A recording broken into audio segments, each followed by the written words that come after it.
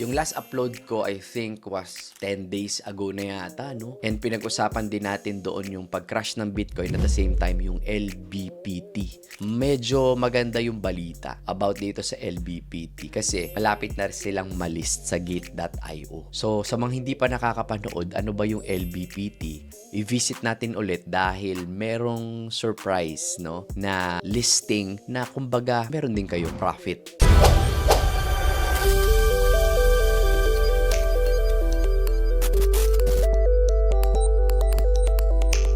What's up mga kabit? Kamusta kayo guys? Again, Marvin Favis here. And gusto ko lang magpasalamat syempre una sa lahat yung mga uma-attend ng live natin. So natututo kayo doon kung paano mag-trade ng traditional way, binary, at kung ano-ano pa.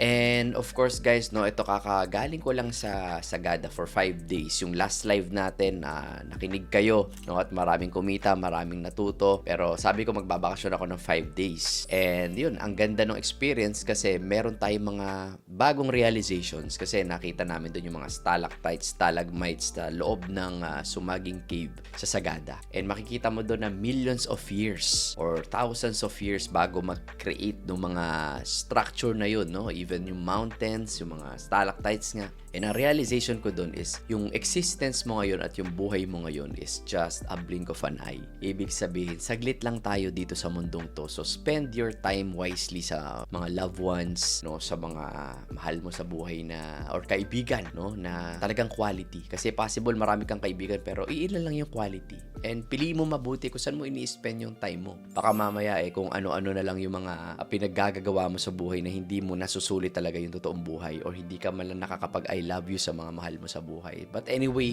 yun yung realizations natin dun sa napakagandang place which is sa Sagada. And naikot-ikot din kami dun sa bundok. And maiba ko, yung last upload ko I think was 10 days ago na yata, no? And pinag-usapan din natin doon yung pag-crash ng Bitcoin at the same time yung LBPT na token. And eto guys, no, medyo maganda yung balita about dito sa LBPT kasi malapit na silang malist sa Gate.io. So sa mga hindi pa nakakapanood, ano ba yung LBPT? I-visit natin ulit dahil merong surprise, no, na listing na kumbaga hindi naman financial advice to, pero pwede nyo i-consider kasi syempre pag na-list yung isang token tapos tayo yung nauuna din na makakuha ng token is meron din kayong profit in a way, 'di ba? Parang alpha, 'di ba? Marami kayong mga pinapasok ang alpha groups, mga meme coin groups or new tokens, new projects na groups.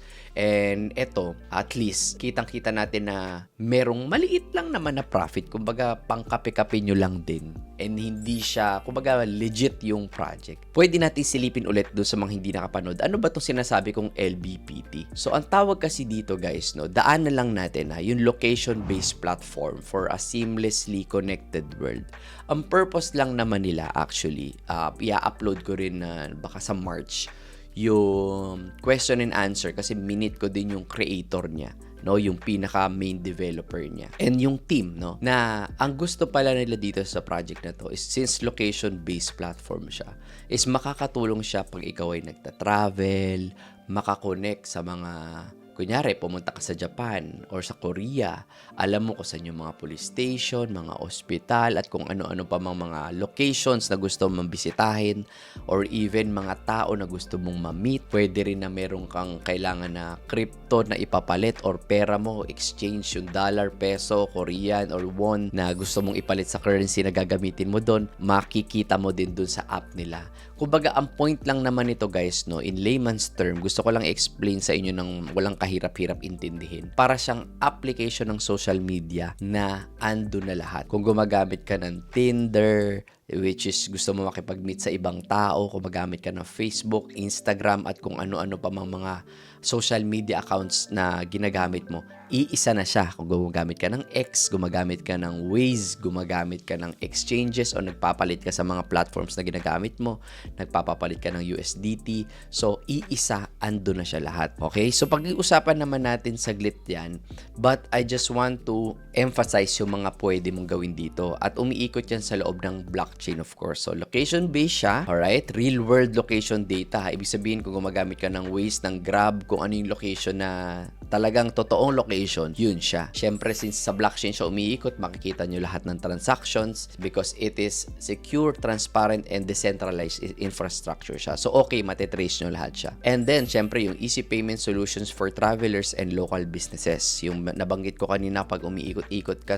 at mahilig ka mag-travel, diba? Madali na yung mga payment system. Pwede mong ibayad yan kung magkakaroon sila ng card sa future or mga OTC or exchanges na pwede mong pagpalitan. Daanan lang natin ng konti ito mga app nila. Ito yung Befriend na sinasabi ko sa inyo. Siguro yung iba sa inyo nag-OnlyFans or OF, no? Hindi ko sure, no? Pero kung nagti-Tinder ka, Bumble ba o Bumble? Di kasi ako nagaganyan, no? So, yung mga ganito na gusto mo makipag-meet sa mga tao dun sa ibang bansa or kung nasan location ka, magkakaroon din sila ng ganun. Kumbaga, 100 meter na kalagay nearby users, 100 meter radius. So, pwede ka mag-chat request, daily limit starts sa one-on-one conversation. And then, offers automatic translation. Ibig sabihin, hindi ka na mahihirapan na mag-translate pa. For example, Japanese yung gusto mo i-meet or Korean yung gusto mong i-meet or kung ano man lahi dun sa area mo, 'di ba? Na meron ding Befriend nakakausap mo. So hindi lang Befriend, kumbaga sabi ko nga sa inyo, sa isang app 10 na yung nandoon sa loob. So, meron din silang UT, okay? Hindi utot ito. So, integrated mobility platform connecting bikes, scooters, car sharing services. So, para ka na rin nag-Uber, nag-Grab, at kung ano-ano pang mga bikes, 'di ba? Pag pumunta ka sa New York, sa US or sa Europe, 'di ba, meron silang mga bikes, mga scooters na pwede mo ring rentahan, 'di ba? Na mga services dito sa atin, mga angkas and all, ando na lahat din sa UT nila.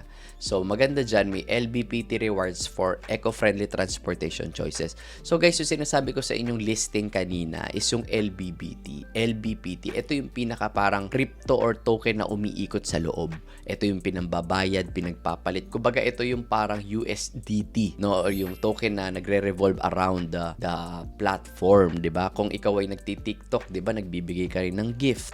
Kung ikaw naman ay nagbibigo live, di ba, nagbibigay ka rin ng gift. At kung ano mga application yung ginagamit mo, may currency sa loob niyan, 'di ba? So yun yung currency nila. LBPT yung tawag. And mamaya papakita ko sa inyo ano ba yung sinasabi nilang listing na yan. So, daanan ulit natin tong TIG para mas ma-explain natin ng maayos at mas maintindihan nyo. Of course, yung play-to-earn gaming ecosystem nila where you can earn LBPT tokens. Diba? Sabi ko sa inyo, yung LBPT yung pinaka-token nila na umiikot sa loob, no, ng ecosystem.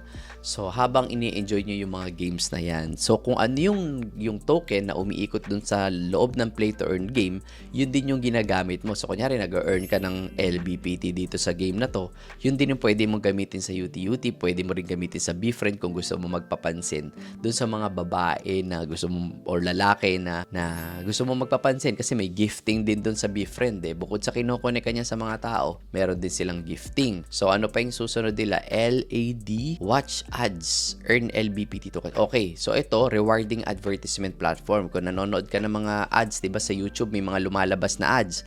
Doon binabayaran nila yung mismong YouTuber. Kunyari ako, hindi nyo in-skip yung ads ko, then may kikitain ako doon. This time, ikaw ang nanonood sa akin, nanood ka ng ads, ikaw pa yung magkakaroon ng reward, which is yung LBPT token sa sinasabi nila. Ayan. So, I'm hoping guys na itong platform na to talagang mag-materialize kasi pumunta talaga dito sila sa Philippines at marami sila just to help yung mga tao na yan, mahilig sa travel, Befriend. So, yun yung goal or yung mission no mga nag-create nito. So, ayan, engage users through interactive advertising experience. And then sa payment naman, last na to, seamless token payment solution. So, ang maganda rito, yung LBPT tokens din yung ginagamit nila sa mga pam-purchase, sa mga merchants, fast, secure, and convenient payment system. Kumbaga parang ito yung token na pwede mong ipambili dun sa mga areas or payment solution na gusto mong bumili kung nasan man yun or kung anong shop man yung bibilin mo.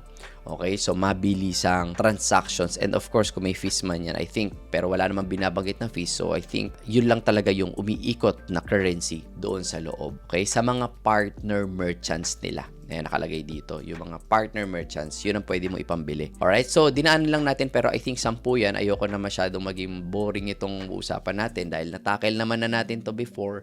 I just want to proceed dun sa LBPT na sinasabi nila. Ayun, nakalagay dito, meron tayong tinatawag na waitlist. So, be among the first to access LBPT platform and receive exclusive benefits. So, pagka ikaw ay merong kumbaga kumuha ka ng LBPT tokens, ma-access mo na agad yung platform and magkakaroon na sila ng app, no? And I think i-announce nila yung kung kailan magkakaroon ng application, yung talagang real application. Kasi as of now, sa browser pa lang siya gumagana kasi nga bago pa lang and waitlist pa lang siya. So, ano yung sinasabi ko sa inyong possible na parang alpha in a way, no? When I say alpha, ito yung tipong maliit pa lang siya. Kumbaga, bago yung company and may listing pa lang sila, yung price per token kasi niyan is 0.09. So, paano yan? Kasi diba, ang dami na natin na-encounter ng mga project, yung iba nararag pull or minsan bumabagsak na lang yung presyo. Ang maganda rito, hindi ka basta-basta makakabili ng malaki. Kasi kaya lang naman nagkakaroon din ng mga ganong rug pull because walang awat, diba? Hindi nila hinahandle ng maigi yung LBP token or yung mga tokens na kine-create nila. Ang laki-laki ng binili mo. Siyempre, since ikaw yung malaking chunk na binili, pagka na-list na yung token, idadrop mo. Ano mangyari? Babagsak yung presyo. Diba? Kumbaga magkakaroon ng rug pull kasi nga, ang laki-laki ng chunk na binili mo. Tapos yung mga huling nakabili, ano mangyari sa kanila? Sila yung exit liquidity mo. Parang mangyari, okay, wala yung project, taob yung project, hindi nagmaterialize yung project, boom, babagsak. Diba? Yung presyo kasi nga, yung mga unang nakabili ng mura, yung mga naka-join sa waitlist kagaya nito, sila yung unang magdadrop. So, pag na-list siya, edi, ang laki ng mga drop ng red candles. Diba? So, matindi rito guys, sa May yung listing niya, first sa Gate.io. Alright, ulitin ko, sa Gate.io, and then kinakausap din nila, I think, yung MEXC, para malis sila dito based sa information na nanggaling sa kanila. So, bakit hindi siya mararag pull? Paano siya mararag pull? Meron siyang max lang na pwede kang bilhin. Kumbaga, lahat ng tao na magjo-join sa waitlist na to, 88 lang yung pwede mong bilhin maximum. Alright, hanggang dun lang. Ang total amount niyan guys, $7 lang naman. Mga 400 pesos lang yan, 'di ba? So, kahit papaano, sabi ko nga sa inyo, pangkape lang to. Okay, hindi yung tipong guguho ang buhay mo, no? Kasi nga, kung yan ay malilist price per token is 0.09, I think ito, no, sa listing price niya, magiging 0.10. Okay? So, from 0.09, magiging 0.10 sa listing date, which is May. Again, kumbaga, kaya ka lang naman ang purpose mo, kaya ka bumili nito to use the application, gusto mo magpapansin sa mga girls dyan or what, or gamitin yung ecosystem nila, ito yung gagamitin mong token currency para makapasok ka sa loob, which is max nila is 88 tokens lang. So, kung kumita ka man, dahil 0.10 lang naman, so guys, syempre, kung kukumputin natin yan, barya lang talaga yan, kasi 88 times 0.10, sabi ko sa inyo sa listing date eh. So, ang lalabas, 8.8. Okay? So, sa ngayon, yung total amount niya is 7.89. Pag listing date, magiging 8.8 siya. So, bahala na kayo kung paano nyo papaikutin yan. Pero, yan lang yung income na ibibigay niya sa listing date. So, hindi naman to OA kasi gagamitin mo lang naman yung token na LBPT para sa loob, no? So, again, madali lang naman yan. Kung gusto mo bumili, kukonect mo lang naman yung wallet mo. Kung may MetaMask ka and all, connect mo lang. 'Di ba? And then, pag nakakonect ka na, pwede ka nang bumili sa loob. Ayan. So, buy tokens ka na dyan. Ganun lang siya kabilis. And of course, ma-access mo na yan. Magkakaroon sila ng app sa future. But again, doon sa mga nagtatanong sa inyo sa actual mga app, ganito yung itsura ng BeFriend. So, parang ayan, connect with people nearby and make friends across any languages. Nasaan lupalop ka man. So, ganyan siya. Okay? Allow location access. So, allow natin para makapasok. Allow this time. Tayo ng email, continue, check email, verify code, verify, create tayo ng password. Ayan, so, create password. Anong pangalan ko? Siyempre, Marvin. Taga-Samba ako. Philippines ako eh. Okay, choose language, English na lang since Englishero tayo. Joke. Ayan. So, yan. Pwede nyong i-edit yung profile ninyo. Lagay tayo ng profile. So, enter your age. Ayan. Sige na, okay lang. Don't want. Siyempre, male. Save. Ayan, nakita nyo yung map. So, ito yung actual, guys. So, kitang-kita natin. Kasi actual nga siya eh. Makikita mo, nasaan. Saan na yung mga hinahunting mo at gusto mo makipagkilala. O, yan. So, parang ganito siya nangyayari. Anyway, punta muna tayo dito sa chat. Wala pa akong friends, bago lang. Lounge. Makikita nyo yan. Si South Korea, James. Si James ang nandyan. Nagbigay pa siya si Cairo ng kanyang... sino to? Grabe naman makatingin si Bossing. Si James ba yan? Parang galit na galit yata. Anyway, ganyan siya nag-work, guys. No? So, may mga request tayo. 5, 20 request. Nakalagay din dito yung mga 20 requests, 50 requests, 120. May membership pa, may regular. Sa regular, meron ding 30 LBPT 1 month. So, parang may membership din siya. May premium din. Okay, mura lang din pala. Kung gusto mong bumili ng mga likes at magpapansin sa mga tao, andyan siya. By private chat, pwede rin. Kung gusto nyo na kayo dalawa lang ang nag-uusap, may mga private chat din sila. So, yun yung yun yung idea nung befriend nila. Okay? So, kitang-kita nyo na bagong-bago pa lang talaga sila kasi syempre malilis pa lang siya. But anyway guys, yun lang. Again, hindi to financial advice. In-update ko lang kayo sa anuman ang project, kung anuman ang mangyayari dito sa LBPT. So, I hope, of course, do your own research pa rin. Mag-research kayo na maigi, hindi lang dahil sa kung anong sinabi ko para, of course, extra ingat na rin. Okay? So, yun. Kita-kita tayo guys sa next video. Salamat po sa lahat ng nanood. God bless.